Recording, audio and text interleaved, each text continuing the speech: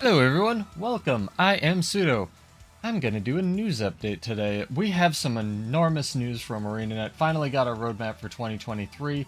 It's amazing. Gonna be doing more of these going forward, but I'm just so excited for this, honestly. The communication from arenanet really has been stellar since End of Dragons, and I just want to pay that forward by doing what I can to make the community aware of it. So let's dive into it. As always, mostly a build crafting and news channel, updates for gem store stuff, and lots of raids and roaming builds. Subscribe to the channel if you're interested in that stuff, but let's dig into this. I will link these notes in the description as well, and you can also find them on arenanet's official blog post. But let's dive into this. So, starts off with a greeting, and basically, I'll read through this and give my reactions to what I think this means for the future of the game. Largely positive. Just gonna spoil that. Pretty excited. Alright. So studio update. Guild Wars 2 in 2023. By Guild Wars 2 team, blah blah blah blah. Hello Guild Wars 2 community, or Guild Wars community I guess. Before the holiday break, we wrapped up 2022 by reflecting on what a fantastic year it was for Guild Wars 2. It's definitely true. In the time between Studio Update and New Year's Day, Guild Wars 2 earned several end-of-year awards. Yes, they did. Congratulations. From Top Gaming Press, including PC Gamer, Best Online Ongoing Game, MMORPG's Player's Choice MMORPG of the Award, and a bunch of soundtrack awards that are not actually mentioned here. Massively OPs, etc, etc, etc. Those are some exciting press. Present Zone Rap, again, heartfelt thank you, fantastic community. Really good community. That's genuine, I know they mean that, because holy crap, lots of studios don't have that. So let's do it again. Closed December, studio update with a promise we'll be back in 2023, talk about our long-term plans for Guild Wars 2. Today we'll be talking about some big changes we're making to how we develop and deliver new content and features, including our approach to expansions plural, interesting, and we'll share our new development roadmap, which they do, and there's a post on that on Reddit, on the forums, and everywhere. Really unintelligible last line of text that I can't see. I think it says turtle. Not really sure about that. Anyway, share our next development roadmap. This blog is absolutely jam-packed with information, so let's dig in. Defining the problem. Interesting, there was a problem? Since 2021, we put a renewed emphasis on developing Guild Wars 2 as a player-centric approach. Makes you wonder what they called it internally when it wasn't a player-centric approach, but yeah. Anyway, where step one in their development process is seeking to understand the problems and frustrations of MMO players face. Definitely true. This approach was first adopted at arenanet 20 years ago at the core continued success of Guild Wars 2 or Guild Wars franchise. Wonder why there's an asterisk, but yeah, definitely true. Maybe I mean, not quite the success of the one character they had in their MOBA. Conclusion of the Elder Dragon Saga. The story told over the course of a decade was an opportunity for our team to reflect on the past before moving forward. Definitely true. We evaluated what has and hasn't worked over the years and used those insights to refine and develop how we release content to our players. Our goals for the next phase of Guild Wars 2 are simply we want to deliver content updates in a more timely and consistent manner.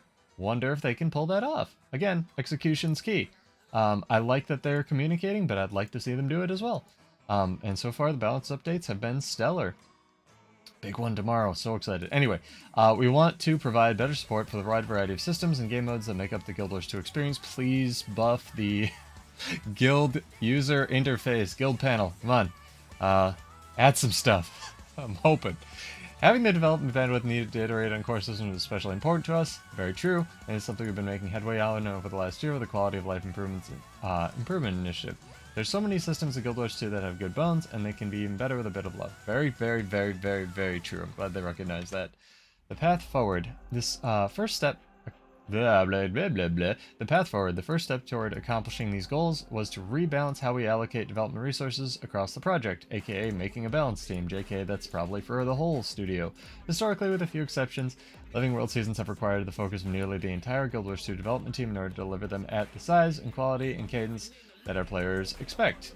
That seems apparent, and seems to track with my experience. This made it difficult to simultaneously develop expansions while supporting the game with regular content updates. It also meant that there are many areas of the game that went unsupported. That is also very true. Very, very true. Looking at you, Raids. In the next phase of Guild Wars 2's development, we are taking a more balanced approach that will allow us to provide more support for popular game modes more frequently. Game modes plural, interesting. Quality of life improvements to core gameplay systems like professions. Heck yeah. I'm gonna read that again. Quality of life improvements to core gameplay systems like professions. Maybe like Bladesworn, just saying, deliver new features, and expand the world of Tyria with satisfying immersive story updates. What it means for you. Here's the part. Our future expansions, again, this is an S, expansions for Guild Wars 2. Interesting. Hopefully they get more than, I guess they're hoping to get more than one. What it means for you, our future expansions of Guild Wars 2 will be the backbone of this new approach. Rather than launching an expansion every 2 to 4 years, with the season of Living World in between, we'll be releasing smaller expansions more frequently. I am so down for this at a slightly reduced price. I mean, also down for that. I think their pricing's fine, but that's me, and I understand not everyone can buy every expansion if they're going to be more frequent, so heck yeah. And adding additional content for those expansions. I wonder if they've been listening to my podcast and heard that I would literally just pay for more elite specs. Oh my gosh. Does this mean we're getting more elite specs? Anyway, sorry, I got sidetracked. Each expansion. Are we getting more elite specs each expansion? I have to finish that thought. That'd be nuts. More frequently at a slightly reduced price, and adding additional content for those expansions through quarterly updates. Meaning that this next big release is only ever, or the next big release is only ever a few months away.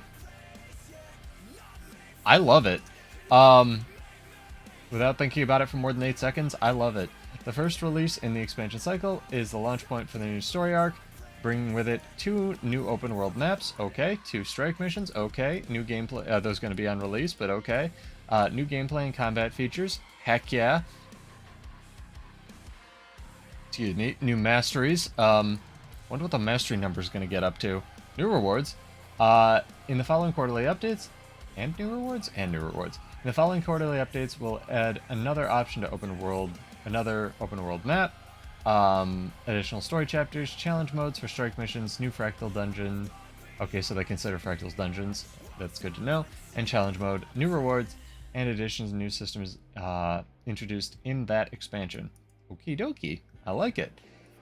Once that expansion story is complete, the next expansion will be just around the corner. So that expansion will have a story, apparently. It'll be like a self-contained story for that expansion and its associated, what would you call them? I guess Living World map or maps. That's cool. I like it. Spring Roadmap. Next chapter of Guild Wars 2 End of Dragons arrives February 28th. Wow, that's soon. With familiar allies like Detective Rama and his hat at your side. I love it. You'll travel to a new location in Cantha and come face to face with a deadly foe that resides deep within the Jade Sea.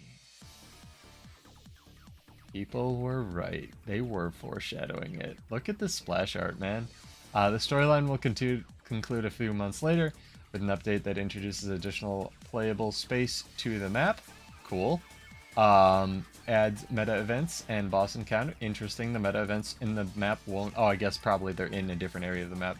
Boss encounters and lays the groundwork for future to-be-announced adventures. Heck yeah. Unlike a Living World release, all owners of Guild Wars 2 End of Dragons will gain access to this content, meaning there's no pressure to log in, even though you have like months to do it to unlock, and at no gem cost for missed story chapter unlocks. I bet they are getting too many support tickets about that.